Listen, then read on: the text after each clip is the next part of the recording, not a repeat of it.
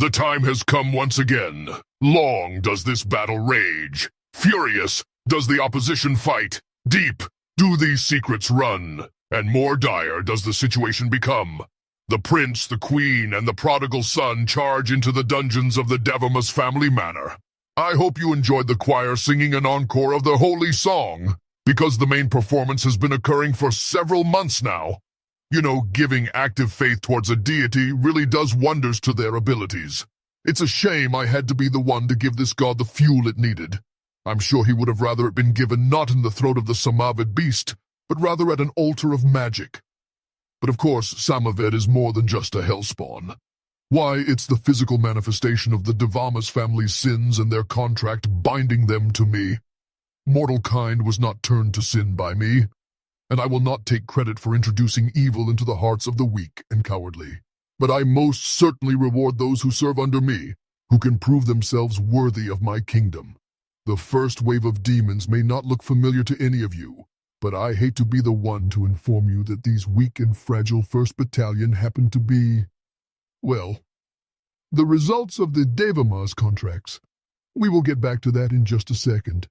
Above the maw of hell stood the illustrious Quick-Draw Jack, being stationed way above his pay grade after Grand Wizard Waka was stolen from the cause. Holding the little bundle of joy, a sweet innocent girl named Dana, who is untouched by the ancient contract. Contrary to popular belief, none of this had anything to do with her, aside for keeping you all on this side of the wall longer.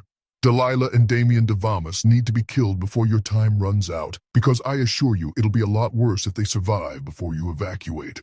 At any rate, you all successfully delved into the hellfire-spewing demon, knocked Quick-Draw Jack into my domain, captured my sacred artifact, and managed to pull out the magical dampening deity who wears hellfire like winterwear.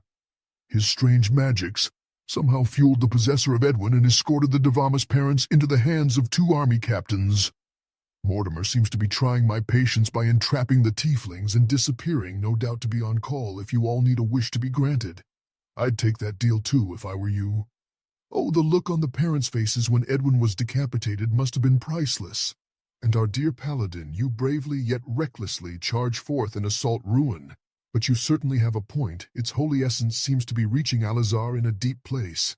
Speaking of a deep place, the Tempest-born was of the dear departed, but those blasted bird ladies are at least good for one thing.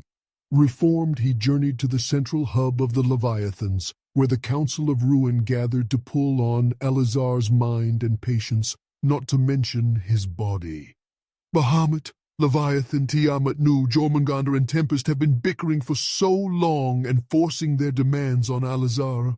But with the bizarre superpower you all seem to have by just talking to the most intimidating, especially with the mentality of, you think you are bad, wait until old Asmodeus gets his hands on you.